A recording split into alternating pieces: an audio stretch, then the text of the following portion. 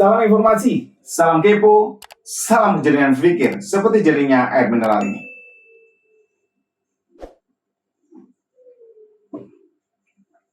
Untuk semua saudara-saudariku masyarakat yang berada di Cianjur, Jawa Barat, Kilat Kepo mengucapkan turut prihatin atas bencana gempa bumi yang terjadi di sana. Gempa bumi dengan kekuatan magnitudo 5,6 ini meluluh lantahkan hampir seluruh bagian Cianjur, Jawa Barat. Bahkan dari beberapa berita yang hingga saat ini ketika video ini dibuat, lebih dari 300 jiwa orang meninggal dunia. 7.000 jiwa mengalami luka berat dan luka ringan. Bahkan kabarnya masih ada 15 orang yang belum diketemukan dan pencarian masih terus dilakukan berpacu dan berlomba dengan cuaca yang kita ketahui saat ini adalah cuacanya memasuki cuaca penghujan. Dan ini sangat menyulitkan bagi tim rescue atau tim penolong yang ada di sana. Ya, gempa dengan kekuatan 5,6 ini terjadi di siang hari di Cianjur. Tentu saja sangat mengejutkan masyarakat di Cianjur dan sekitarnya. Setidaknya 56.000 orang atau 56.000 rumah tinggal hancur. Artinya, ratusan orang kehilangan tempat tinggal. Ratusan tempat-tempat fasilitas umum pun hancur. Begitu juga toko, kantor, dan sebagainya. Ya, ini benar-benar duka di akhir 2022 ini.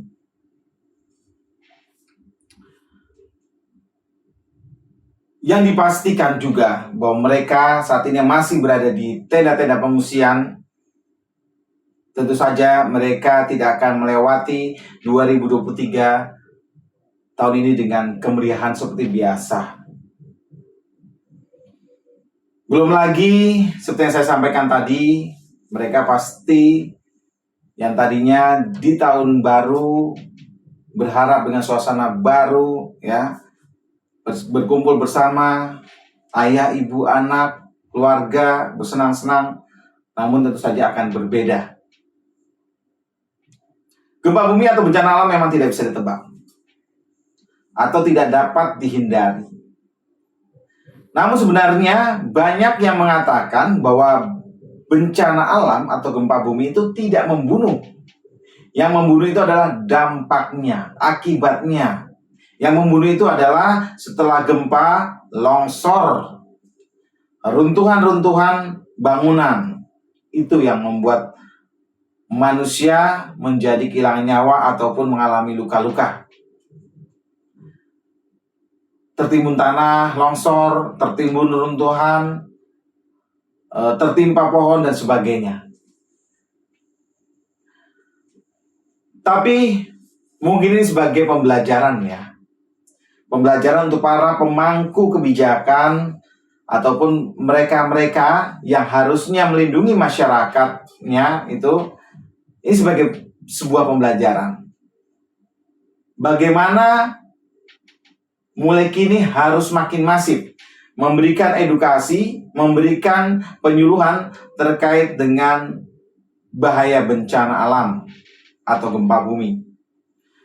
Ya, setidaknya perlu juga masyarakat memahami bahwa Indonesia ini memang berada di daerah yang rawan. Dalam artian adalah banyak sesar-sesar yang melaluinya. Jadi sesar-sesar ini tiap tahunnya bergerak. Ya, ada pergerakannya 5 cm, 7 cm. Memang kelihatannya kecil, tetapi gerakan yang seperti itu bisa mengakibatkan gempa bumi dengan risiko yang luar biasa. Indonesia memang rawan gempa bumi. Bayangkan terutama terjadi di Jawa. Gempa Cianjur dikatakan sebenarnya efek dari gerakan sesar Cimandiri. Namun belakangan ini beberapa ahli agak meragukan karena letak geografisnya dari letak sesar itu. Bahkan ada yang mengatakan atau menduga bahwa gempa itu bukan akibat dari sesar mandiri, namun adanya sesar lain, sesar baru ataupun sesar lama yang sudah mati atau tertimbun jutaan tahun. Ini yang perlu diwaspadai sebenarnya oleh pemangku kebijakan dan juga masyarakat kita. Kewaspadaan terhadap bencana, kewaspadaan terhadap gempa, atau hal-hal lainnya, ini harus ditingkatkan. Harusnya Indonesia belajar dengan negara-negara yang mungkin memiliki karakter geografis yang sama. Ya, tidak usah jauh-jauh lah. Kita tahu bagaimana Jepang. Kalau Jepang itu di sana gempanya bisa lebih dari 5 ya, bisa 7, 8, dan 9. Memang seperti yang saya katakan tadi, gempa tidak bisa dihindari, gempa tidak bisa ditolak. Tetapi bagaimana meminimalisir korban yang berjatuhan. Saya pernah mendengar bahwa harta benda materi bisa dicari, tetapi kalau nyawa tidak bisa dicari ataupun diganti, bahkan dibeli. Itu yang utama. Pemerintah harus semakin sadar untuk melindungi masyarakatnya. Melindungi bagaimana masyarakat Indonesia yang berada di wilayah yang rentan atau rawan dengan bencana ini ditingkatkan untuk keselamatannya. Dan mungkin juga kita sebagai masyarakat juga mulai harus sadar ya. Terutama kita yang mempunyai rumah, yang akan membangun rumah, yang akan merenovasi rumah, ini jangan asal-asalan. Jangan kelihatannya bagus saja rumahnya, mentereng, mengkilap, tetapi pondasinya tidak kuat. Biarlah membangun rumah itu pelan-pelan tetapi dengan pondasi yang kuat. Ya, itu benar-benar harus diperhatikan. Bagaimana membangun rumah dengan anti gempa. Mungkin kita juga bisa belajar ya dengan pendahulu-pendahulu kita, nenek moyang kita.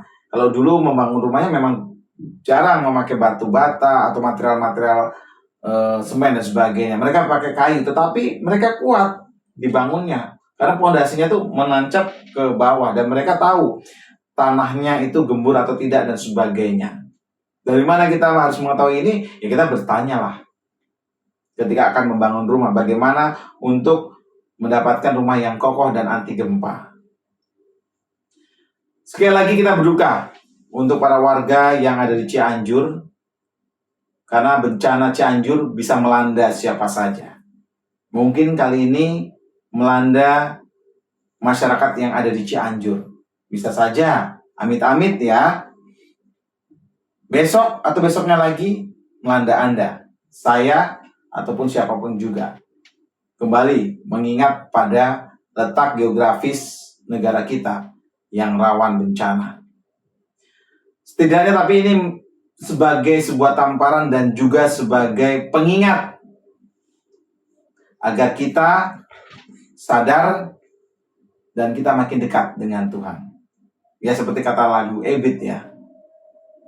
Jangan sampai mengatakan mungkin Tuhan telah bosan dengan kita. Dan jangan kita sombong. Jangan kita merasa paling benar. Dan juga kita tahu kalau Tuhan sudah berkehendak, hilang semuanya.